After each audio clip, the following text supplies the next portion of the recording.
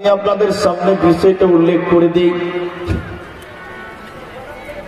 আমার আজকে আলোচ্য বিষয় হলো কোরআন, কোরআনের ধারা। কোরআন এবং কোরআন পৃথিবীতে 2022 সালে যেভাবে পৌঁছিয়েছে, কেমন করে পৌঁছালো, আল্লাহ তাবারাক ওয়া তাআলা কাগজের কোরআন পৃথিবীতে এইভাবে পাঠায়নি, একই সঙ্গে গোটা কোরআনও পাঠাননি। তাহলে এই তো সুন্দর করে গুছিয়ে সাজিয়ে এই কোরআন কেমন করে এলো?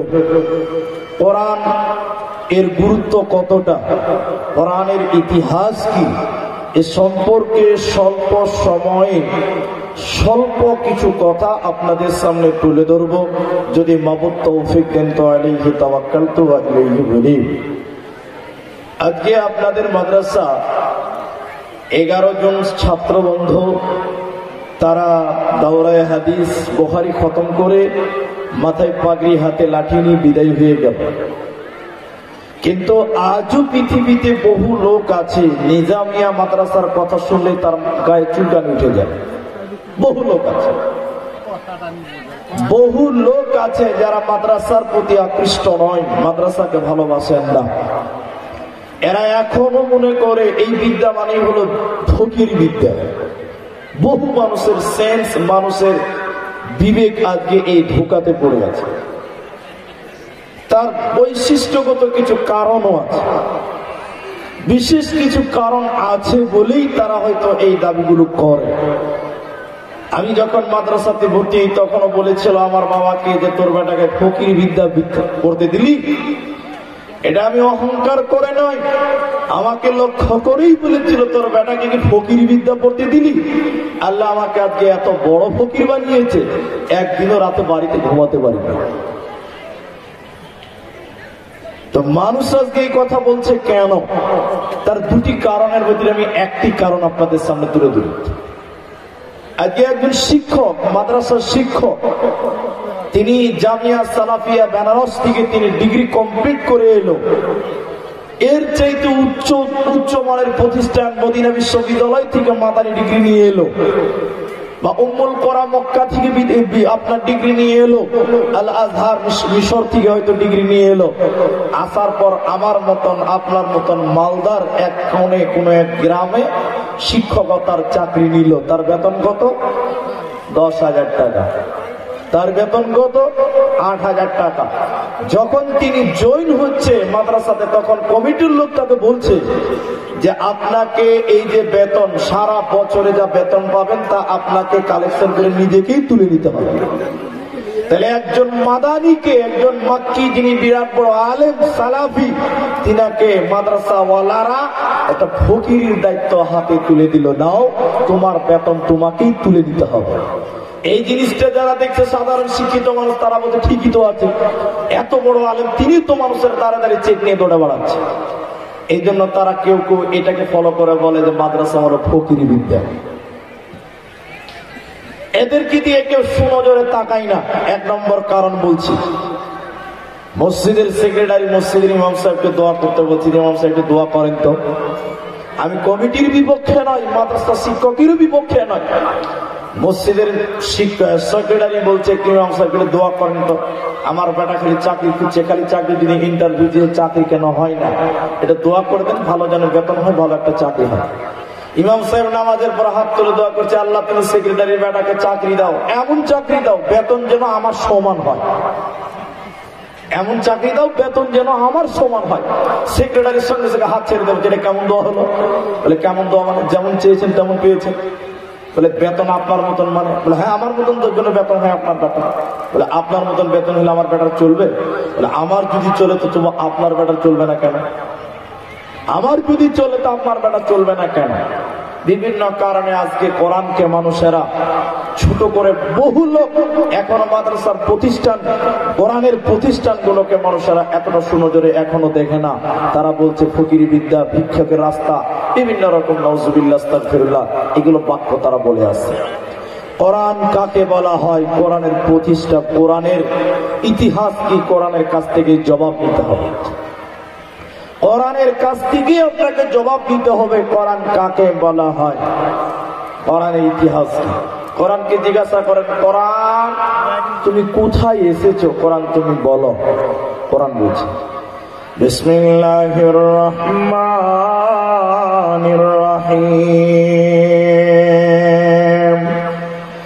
লা উকসিমু বিহাদাল বালাদ।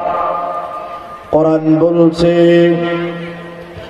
আমি দুইটি শহর কেন্দ্রে নাজিল হয়েছি, ওই দুইটি শহর কোরআনে স্থান পেয়েছে। ওই শহর দুইটি বালুরঘাট মালদা নয়, মালদা রায়গঞ্জ নয়। কোরআন বলছে সেই দুটি হলো মক্কা মুকাররমা, অপরটি মদিনা মুনাওয়ারা। কোরআনে যতগুলি সূরা আছে কোনটা মক্কাতে কোনটা মদিনাতে নাজিল হয়েছে। তাই কোরআন বলছে আমি দুইটি শহর কেন্দ্রে নাজিল হলাম, একটা মক্কা মুকাররমা আর অপরটি মদিনা মুনাওয়ারা। এই দুইটি শহরে আসার পূর্বে আল্লাহ লৌহে মাহফুজ থেকে আল্লাহ একত্রিত করে কোরআন পাঠালেন কোথায়? বাইতুল ইজ্জত, বাইতুল মামুর নামে ঘরে। সেই জায়গা থেকে আমার আল্লাহ দীর্ঘ 23 বছর সময় নবীজির কাছে কোরআন নাজিল করেছেন। কখনো একটি আয়াত, কখনো দুটি আয়াত, কখনো একটি রুকু, কখনো দুটি রুকু, এইভাবে আল্লাহ তাবারক ওয়া তাআলা কোরআন নাজিল করেছেন। এই কোরআনটা আমার আল্লাহ মক্কা এবং মুকাররমা, মক্কা এবং মদিনাতে নাজিল করেছেন। এবার কোরআনকে বলেন, কোরআন হে কোরআন তুমি মক্কা এবং মদিনায় আসলে সেটাও বুঝলাম, তো তুমি কখন এসেছো, তোমার আসার সময়টা কোনটি তুমি বলে দাও। কোরআন বলছে শাহরু রমাদান আল্লাযী উনজিলা ফীহিল কোরআন, আমি রমজান মাসে নাজিল হয়েছি রে বান্দা, আমাকে রমজান মাসে নাজিল করা হয়েছে। হে কোরআন তুমি রমজান মাসে এসেছো, মক্কা মদিনায় এসেছো তাও বুঝলাম, তো রমজান মাসে তুমি কখন এলে, রমজান মাসে তুমি কোন সময় এসেছো তুমি বলো। কোরআন বলছে ইন্না আনসালনাহু ফী লাইলাতুল কদর, আমি রমজানের শেষের বেজর রাত্রিতে লাইলাতুল কদরে নাজিল হয়েছে। এই কোরআন তুমি রমজানে লাইলাতুল কদরে নাজিল হলে তাও বুঝলাম, তো তুমি কেন নাজিল হলে, তোমার আসার পেছনে কারণ কি, তোমাকে কেন নাজিল করা হলো তুমি বলে দাও। কোরআন বলছে হুদাল লিন্নাস, আমি মানুষকে হেদায়েতের জন্য এলাম। এই কোরআন মানুষকে হেদায়েত দিতে পারে, এর নাম কোরআন। এই কোরআন মানুষের হেদায়েতের জন্য আল্লাহ নাজিল করেছে। পৃথিবীতে এই কোরআন মানুষকে রাস্তা দেখাতে পারে, মানুষকে হেদায়েত দিতে পারে। এখানে একটা আপনাদের উদাহরণ দিই, কোরআন মানুষকে হেদায়েত দিতে পারে। দেখুন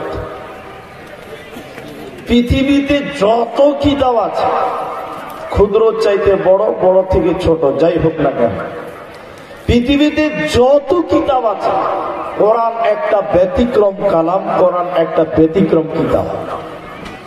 এই কোরআন মানুষকে হেদায়েত দিতে পারে। এটা আপনি বড় কিতাব হাতে নেন, এটা যে কোনো লেখকের একটা বিরাট বড় কিতাব, যেমন এটা বিরাট বড় কিতাব আপনি হাতে নেন, যে লেখকের হোক, উর্দু হোক চাই বাংলা হোক, আপনি কিতাবটা হাতে নিবেন, দেখবেন কিতাবের উপরে এরকম করে কিতাবের নাম লেখা থাকে, থাকে কি থাকে না? কিতাবের উপরে কিতাবের নাম লেখা থাকে, তার নিচে লেখকের নাম থাকে। আমার দিকে তাকান, পেজটা উল্টিয়ে দেন, পাতাটা, আবার কিতাবের নাম, লেখকের নাম, কোথা থেকে ছাপা হয়েছে, কত সালে ছাপা হয়েছে, কত টাকার দাম। পাতাটা উল্টিয়ে দিলে তারপরে পাবেন, দেখবেন সূচিপত্র, বইটাতে কি কি বিষয় আলোচনা করা হয়েছে, লেখা হয়েছে, সে বিষয়ে একটা সূচি, একটা হেডলাইন দিয়ে পেজ নাম্বার গুলো দেওয়া আছে। এরপরে দেখবেন বইটা অনেক বড়, লেখক লিখেছেন ভূমিকা। ভূমিকা মানে হচ্ছে লেখকের কথা, লেখক ব্যক্তিগত কথা সেখানে লিখেছেন। ভূমিকাতে লেখক কি লেখেন? ভূমিকাতে লেখক লিখছেন যে এই কিতাবে যদি কোনো ভাষাগত ল্যাঙ্গুয়েজগত যদি কোনো ভুল হয়ে থাকে দয়া করে ক্ষমা করবেন, মাফ করে দিবেন। বইটা অনেক বড়, এরপরও শুরুতেই ভুলের স্বীকার করছে, ক্ষমা চেয়ে নিচ্ছে। যদি কোনো হাদিস কোরআনে ভুল হয়ে থাকে ধরিয়ে দিবেন, ক্ষমা করবেন, মাফ করে দিবেন, শুধরিয়ে নিব। আমার বই পড়ে যদি কোন রকম কষ্ট পেয়ে থাকেন দয়া করে মাফ করবেন। বন্ধুরে আমার, কিতাবটা কত বড়, কিতাবটা কত বড়। এরপরেও কিতাবের শুরুতে বলছেন ক্ষমা ক্ষমা ক্ষমা ক্ষমা। আল্লাহ তাবারাক ওয়া তাআলা কোরআন নাযিল করেছেন। এই কোরআনে কোনো ভূমিকা নাই, এই কোরআন মানুষের কাছে ক্ষমা চাইনি, বরং কোরআন মানুষকে চ্যালেঞ্জ দিয়ে নাযিল হয়েছে। কোরআন আল্লাহ বলেন যালিকাল কিতাব লা রাইবা ফি, এই কিতাবে কোনো ভেজাল নাই, এই কিতাবে কোনো সন্দেহ নাই, এর নাম কোরআন।